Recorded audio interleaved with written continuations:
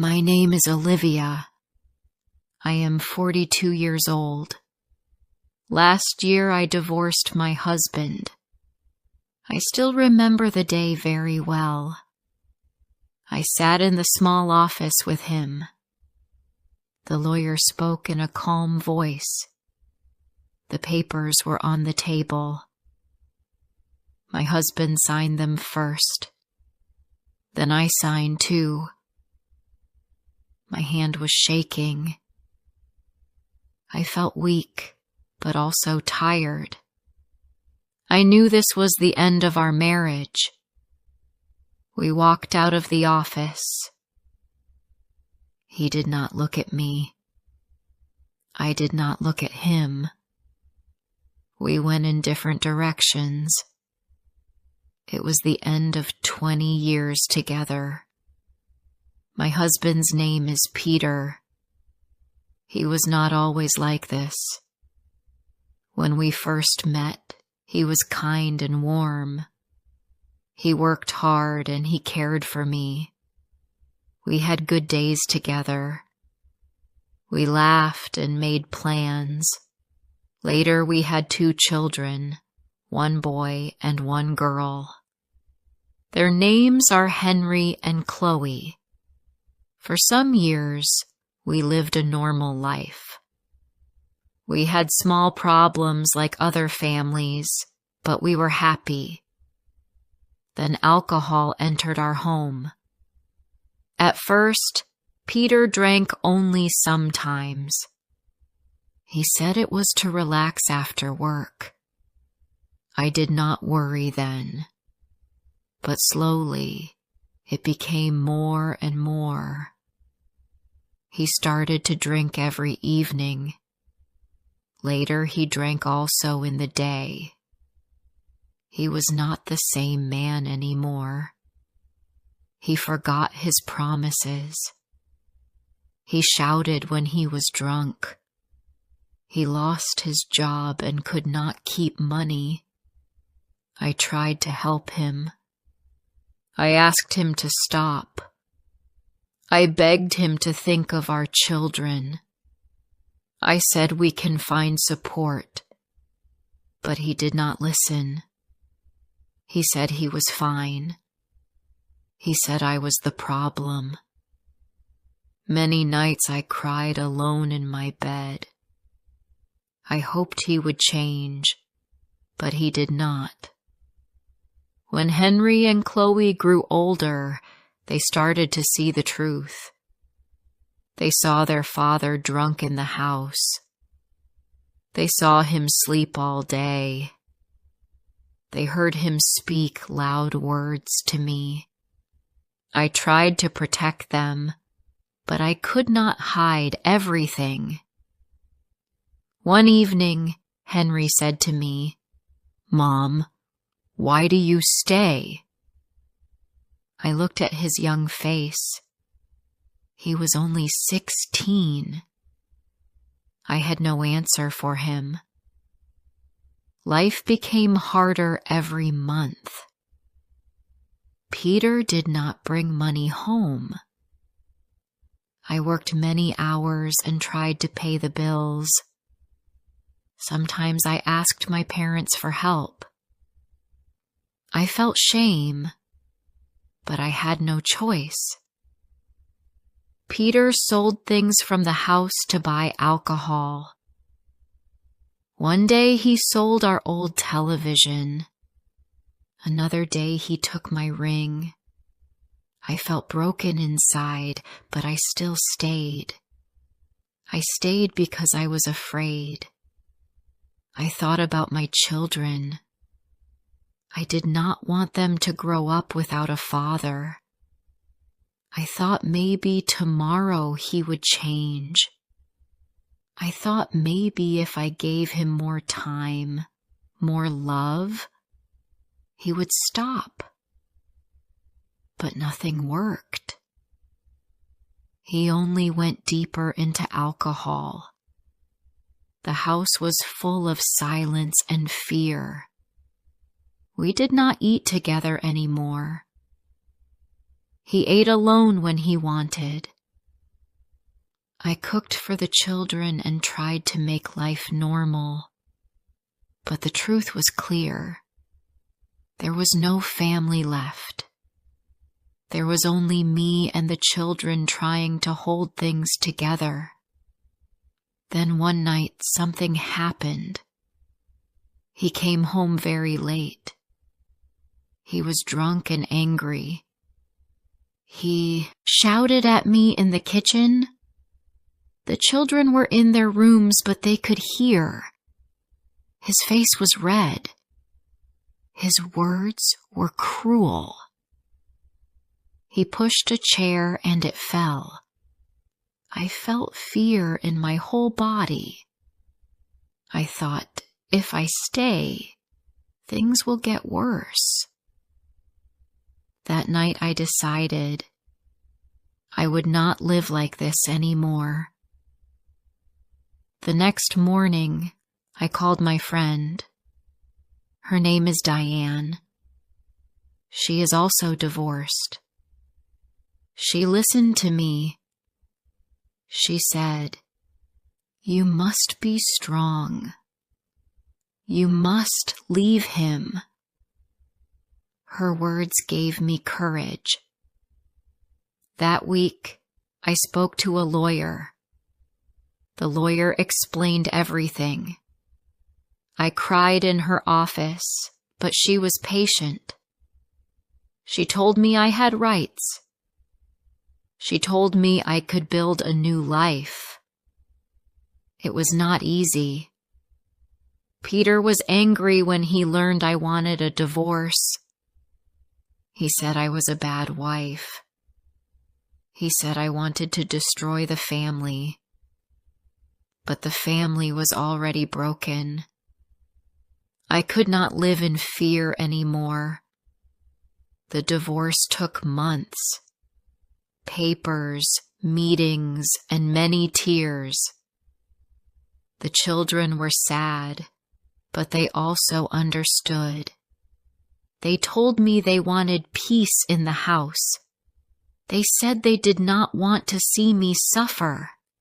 Their words gave me strength. When the divorce was final, I felt both empty and free. I had lost my husband, but I had also lost years of pain.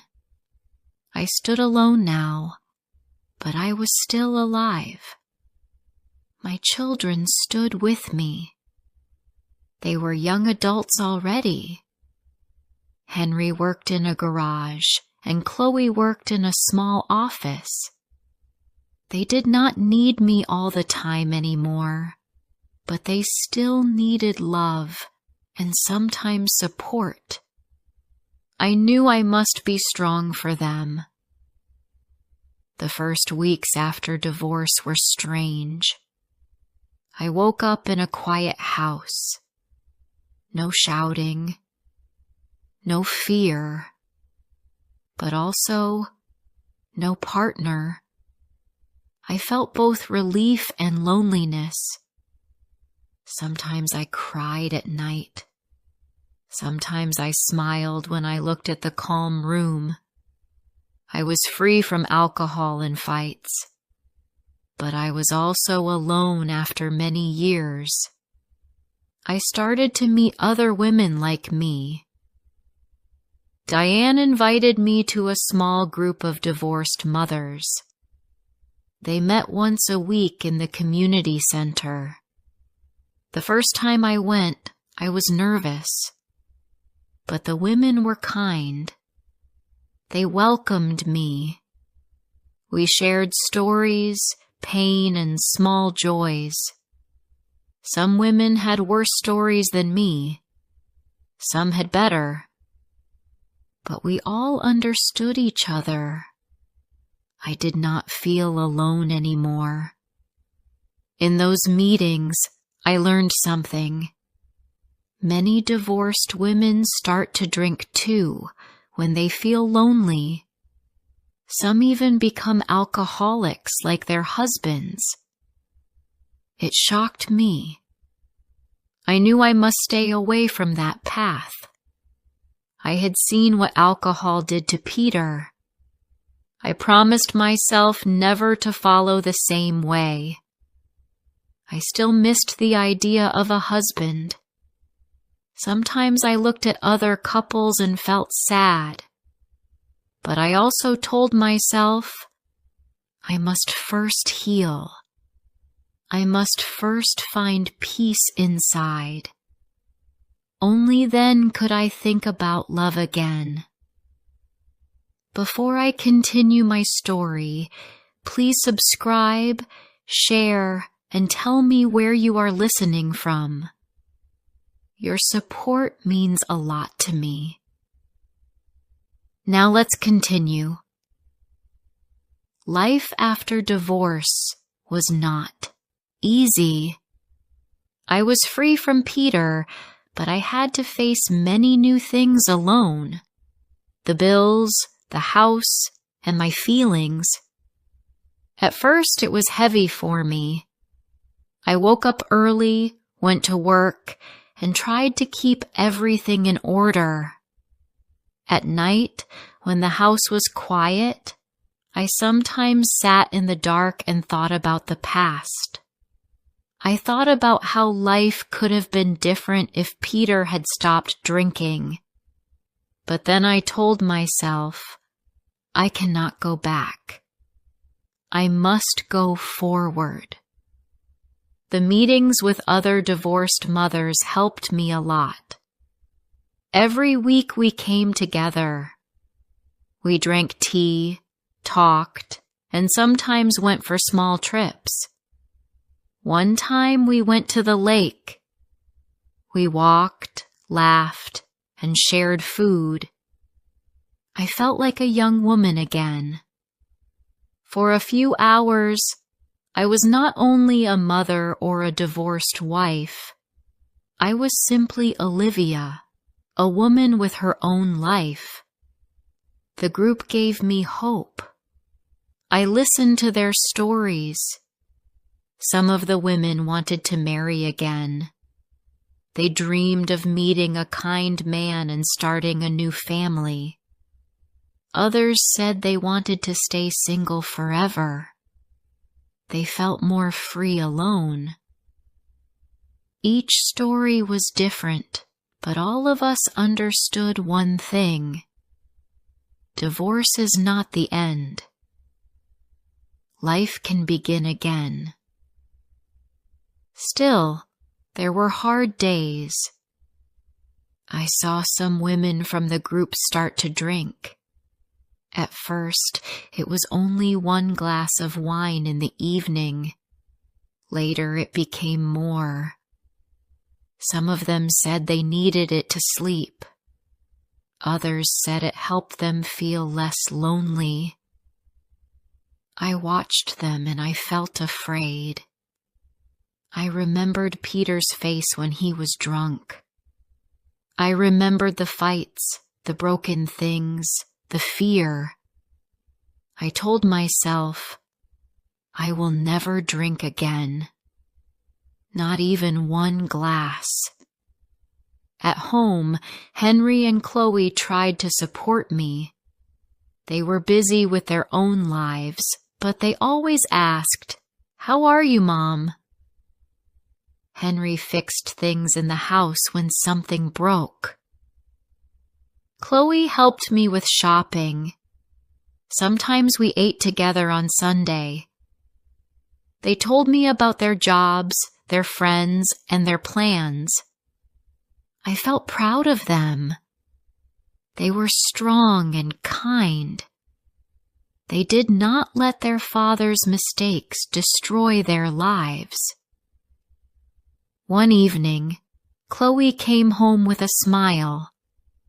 She said, "Mom, you look better now. You smile more than before." I looked at her and felt warm in my heart. She was right. Slowly, I was healing. I was not crying every night anymore. I was starting to enjoy small things again, like walking in the park, cooking simple meals, or talking with Diane.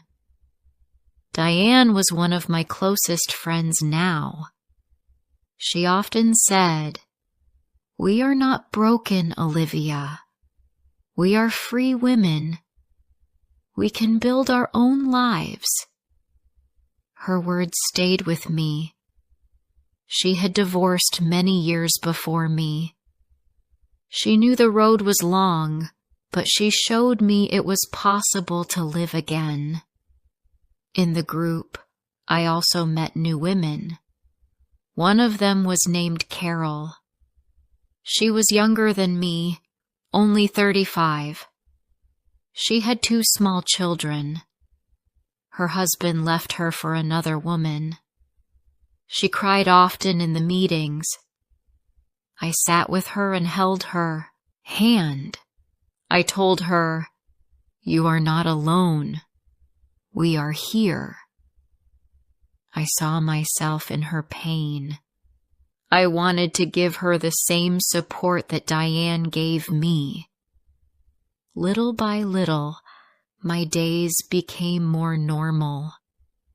I worked, cleaned the house, and took care of myself. I started to read simple books again. I listened to music while I cooked. These small things felt new and beautiful. For many years, my house was full of stress and fights. Now it was peaceful. Sometimes people asked me if I wanted to marry again. Some of my friends even tried to introduce me to men. I was not ready. I said to them, "Maybe one day, but not now." I knew some women could not stay alone. They needed someone next to them. But I felt different. I wanted to be strong by myself first. One afternoon, Diane and I went for a walk in the city. We passed by a cafe. Inside, we saw a woman from our group. Her name was Janet. She sat with a man. They looked happy. Diane smiled and said, "Maybe she found love again." I smiled too, but I also felt a small pain in my heart. I asked myself, will I ever find love again? Or will I always be alone? That night I sat by the window and thought. I looked at the quiet street. I told myself, maybe I do not need a man right now. Maybe I need to learn who I am without one. I thought about the years I lost with Peter, years full of shouting and drinking. I said softly to myself, now, it is my time to live. The weeks passed and I felt stronger. I joined more activities with the group. We went on small excursions. Once we visited a museum. Another time we went to the forest for a walk. I loved those days. I felt part of something. I did not feel like a sad divorced woman anymore. I felt like a woman who had survived and was now building something new. At the same time, I learned to say no. Sometimes people asked me to join them for drinks. I always refused. I said, I do not drink. At first, it was hard. Some people did not understand. But I stood firm. I knew that alcohol was not my friend. It destroyed my marriage. I wanted to keep my promise to myself. Henry sometimes worried about me. He said, "Mom, do you feel lonely?" I smiled and told him the truth. "Yes, sometimes I do, but I am learning to live with it. I am learning to be strong." He looked at me with respect. I saw pride in his eyes. That gave me more courage. By the end of that year, I felt different. I was not the same woman who cried in the lawyer's office. I was still healing, but I was also moving forward. My heart was lighter. My house was calm. My children were safe. I was building a new life step by step. I knew the road was long. There would be more sad days. But I also knew one thing for sure. I would not go back to my old life. I would not live with fear and alcohol again. I had said goodbye to my husband and also to that life. Now I was saying hello to myself. The new year came and I felt ready for it. I was not the same woman who signed divorce papers in fear. I was stronger now. I had walked through dark days and I had survived. But life was not perfect. Some evenings, the loneliness returned. I looked at the empty chair at the table and felt a hole in my heart. I missed the idea of having a partner, but I did not miss Peter.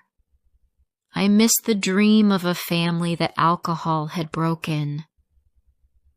One cold night in February, I received a call from Carol, the younger woman from our group. She was crying. She said she was alone and could not stop drinking. My heart broke for her. I put on my coat and went to her home. She sat in her kitchen with a bottle on the table. Her eyes were red. She said, "I cannot do this anymore." I sat with her and took her hand. I said, "Carol, look at me. I was where you are now. I lived with alcohol every day. It destroyed my husband. It destroyed my marriage. Do not let it destroy you too." She looked at me with tired eyes. She whispered, "But I am weak." I said, "No, you are not weak. You are hurting, but you can heal. You are not alone. I am here." That night, I stayed with her until morning. I poured the bottle away. We drank tea and talked until the sun came up. She promised me she would try to stop. I promised her that I would walk with her step by step. In that moment, I felt something new inside me. I was not only healing myself anymore, I was helping another woman heal. Helping Carol gave me new strength. I saw that my pain had a purpose. I could use my story to support others. I was not only a victim of a broken marriage. I was a survivor who could guide others out of the dark. This thought gave me peace. The months passed and spring came. The trees grew green again. I walked in the park many mornings. The fresh air and quiet path made me feel alive. Sometimes Chloe came with me. She said, "Mom, you smile more now. You look happy." I smiled back and said, "Yes, I am learning to live again." In our group, I became someone people listened to. New women came with fresh pain. They were lost, just like I had been. I told them, "You are not alone. Divorce is hard, but life continues. You can stand up again." Some women cried when I spoke. Some thanked me later. It was not easy for them, but they saw in me that healing was possible. One Sunday, we planned a small trip with the group. We went to the seaside. The air was cool and the water was calm. We sat on the sand and shared food. We laughed like young girls. For the first time in many years, I felt free. I did not think about the past. I did not think about Peter. I only thought about the moment, the sea, and the women around me. That evening, I walked home alone. I looked up at the sky. The stars were bright. I said to myself, I am enough. I do not need alcohol. I do not need a man to save me. I can live my life as I am. Those words were true. For the first time, I believed them fully. Henry sometimes asked me if I would marry again one day. I told him, maybe if I meet the right person, but I do not need it. My life is full even now. He smiled and said, I am proud of you, Mom. His words were simple, but they meant everything to me. Chloe also found her own way. She started to study more and wanted to move to another city for work. At first I felt sad. I thought, what if she leaves me alone? But then I reminded myself, this is life. Children grow, they move, and they live their own stories. My role is to love them, not to hold them. By the end of that year, I looked back at my journey. 1 year before, I was broken and afraid. Now, I was stronger and calmer. I had said goodbye to a painful past. I had said goodbye to alcohol. And I had said hello to myself again. I learned something very important. Life can hurt deeply, but it can also heal. A broken marriage does not mean a broken future. A woman can fall, but she can also stand again. I learned that loneliness does not kill if you fill it with friends, with walks, with laughter, and with small joys.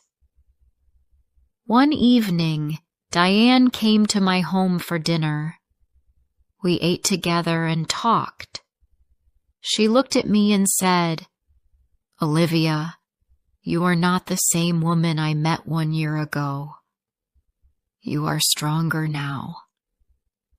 You are free. I felt tears in my eyes, but they were not sad tears. They were warm. I said, Yes, Diane, I am free. That night when she left, I sat by the window again, the same window where I once cried alone, but now I felt peace. The house was quiet, but it was a good quiet. I did not feel fear anymore. I did not feel shame. I only felt hope. I do not know what my future will bring. Maybe I will meet someone. Maybe I will stay single. But I know one thing. I will never go back to the life I left. I will never let alcohol rule my house again. I will never lose myself again. We all go through hard times, but stories like this can help us feel seen. Thank you for watching, and come back for more real moments